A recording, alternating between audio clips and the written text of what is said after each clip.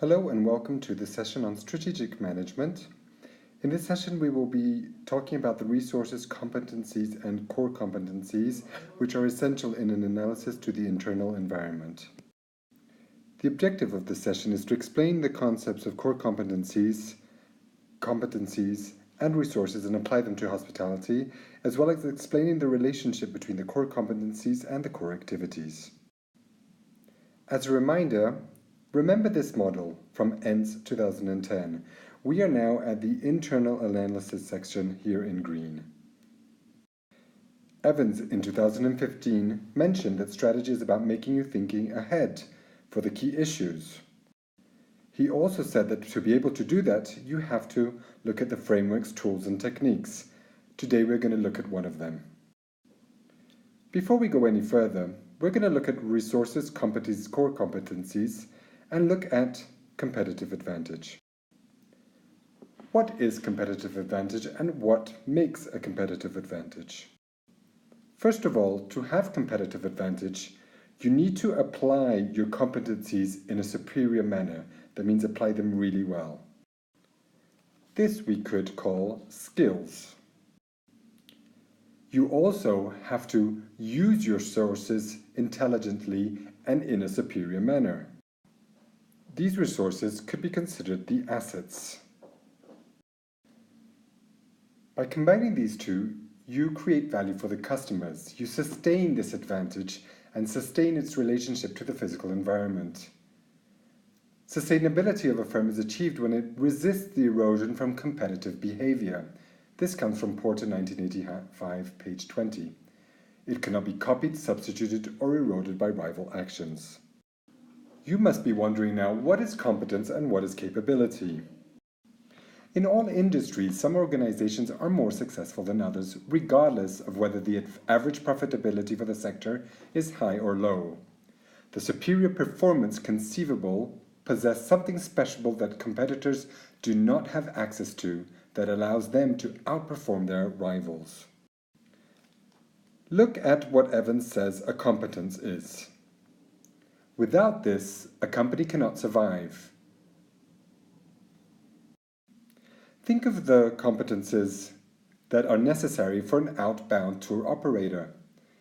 They need a means of distributing, marketing and selling the product, licenses to operate the required capacity, air transportation, suitable accommodation, and ground handling activities, for example.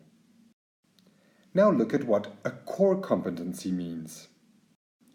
The result of a distinctive capability is an output which customers value higher than those of competitors. How to achieve this will be later seen in this video. And then there are resources. Success can be considered in a way in which a business can use its resources to make them good outputs.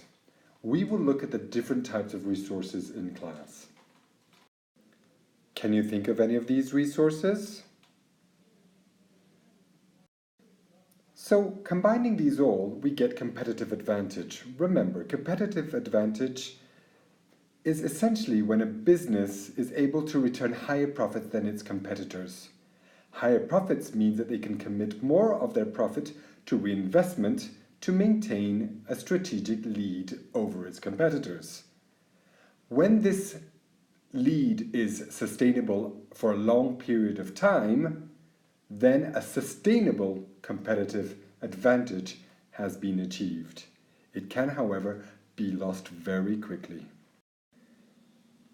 We have to figure out what are our core competencies to achieve this competitive advantage. The analysis of our resources and competencies are a foundation to find them. As you can see, this idea comes from Kay, 1995. So if we put this all together, a core competence is a superior deployment of service plus a superior application of general competencies. Let's now analyze our resources. They can be divided into two different parts. Tangible, which are stocks, materials, buildings, human resources, finance. Or intangible, skills, know-how, brand name, goodwill. They are usually within an organization and difficult to identify or quantify. Another interesting concept are the free resources. They can be available in abundance in nature, such as air, sea, climate, or culture. Resources, however, are limited, and using it for one reason stops the use for another. For example, a factory instead of a hotel. Let's consider some of the challenges when using resources. Is the resource immobile? That means it cannot be moved either by place or time. For example, in a beach or a mountain, or the culture of Spain, or snow in winter, not in spring, midnight sun in June, not other times. Think if a resource can be substituted. For example, a car factory have replaced people with machines. In hospitality, luxury hotel conference quality service is linked with the quality and number of staff. It is a very labor-intensive industry and therefore more difficult to substitute. Does the resource have any conflict or competition? For example, army zones that have been used in naturally beautiful scenes for hotels. Also, government may place their funds in education, social services, or health instead of tourism. When we talk about ownership and control, hospitality managers often have to use resources that they don't own, neither are controlled by the companies in a sector. For example, event companies depend on stadiums owned by someone else to put on their concerts. On the positive side, governments can reapply their funds on an old, decaying part of the town to create a tourism booming sector. Here is a good example of an old place transformed into a market. Resources, of course, have seasonality, and this is very present in hospitality. Another important thing is hospitality is known as a low-margin sector. Maybe it's low for several seasons. Yucatan in Cancun was a poor area. Salaries were low, land is cheap. That is an advantage to hospitality. Resources also have to deal with the constraints of capacity. Overdevelopment, for example, like this photo in Costa del Sol in Malaga, leads to people choosing other places that are better planned. In hospitality, it's very difficult to add resources, such as a room in a hotel, for example. Time is also considered one of the parts of resources because it takes time to travel to places, and this may deter people into choosing something else. So we've looked at different ways of seeing what are our resources, but how do we analyze them?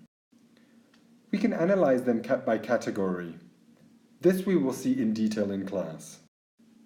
We can also analyze sources by its specificity. For example, think of a Michelin-starred chef compared to a cook. Lastly, we can also categorize and analyze resources by the performance. Benchmarking internally, for example, for business objectives, targets, historical comparisons, or unit comparisons. And we can compare it by performance externally to industry norms, competitors, or other companies out of the sector. So in this video, we have tried to see that we have to get our competitive advantages by superior resources and superior competencies, which will create core competencies. Think of how resources in a hotel can become a core competency that you can then exploit in your strategy. Thank you for listening. Here are the list of some of the references used